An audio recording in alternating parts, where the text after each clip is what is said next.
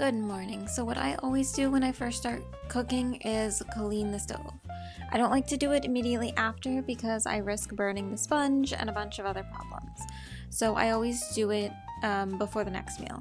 So in between meals, yes, and at the end of every day, of course, but I don't always do it immediately after because the stove is really hot and it's a glass stove and I don't want to pour cold water on it and something happen. I'm not sure, but I don't want to risk it.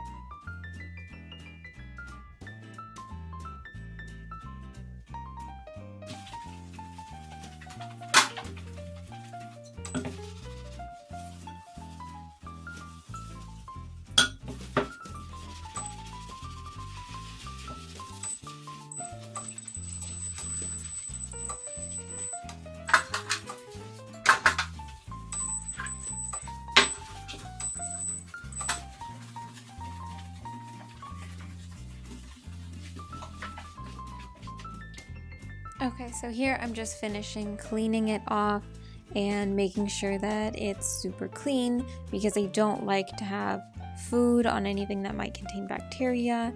I am so susceptible to getting sick from foodborne illnesses, and they're always super debilitating where I'm in bed for like 3 days and just really sick.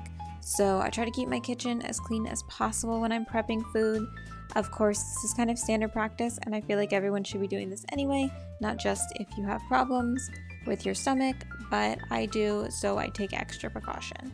And then, of course, I'm just finally wiping it down and making sure that it's dry and ready to be cooked on. Okay, so for this part, I'm actually recording over what I had spoken here because I forgot that it's in Italian. So basically, I'm just saying that we're gonna prep the, food that takes longer to cook. So I'm gonna start by getting that water going.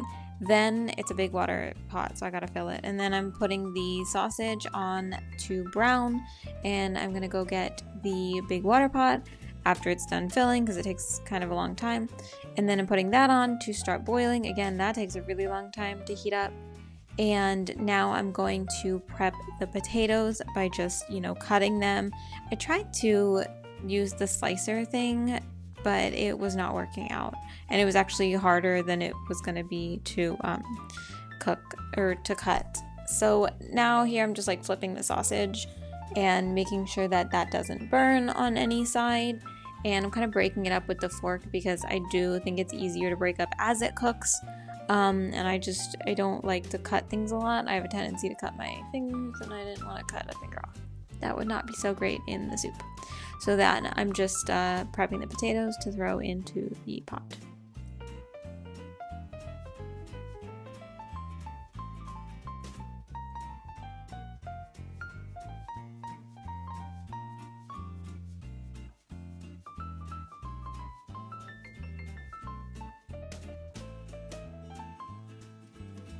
So I know that I have really bad handling of that knife, and that is probably why I cut myself a lot when I'm cooking, but I honestly just don't have a lot of wrist strength or control.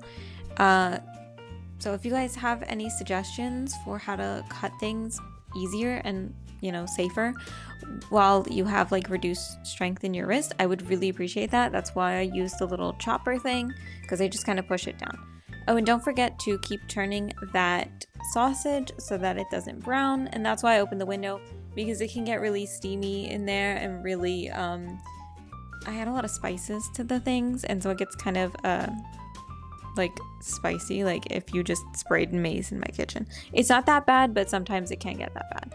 So that's all going. And then, of course, I'm just going to finish cutting the potatoes while I wait for the water to finish boiling, and this is actually going really nicely so far. Okay, so here I'm just doing the last of the potatoes, and I'm going to wash that knife and the little thing that I had the potatoes in, the little strainer thing, so that I can keep my kitchen nice and tidy. And also don't forget to stir the sausage again. As it cooks longer and longer, you have to stir it more and more. So that it doesn't burn and it still is nice and cooked, and you don't want that raw because that will make you really sick too. Okay, so here I'm stirring the sausage again for the final time, or maybe, and I actually think I burnt myself here. So yeah, I'm pretty clumsy in the kitchen.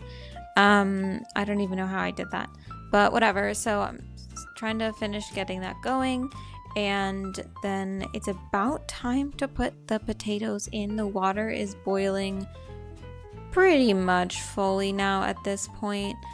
So, and I got all of my spices right here, and I'm also going to add, is it quinoa? Is that how you pronounce that? Yeah, so I'm gonna add quinoa to the soup this time. I didn't usually do that in the past, but I'm going to. And then you can always add kale at the end. I like it a little bit crisp and not so soggy, but I didn't have kale, hence why I added the quinoa into the soup. And so here we go, we're gonna add everything in right now.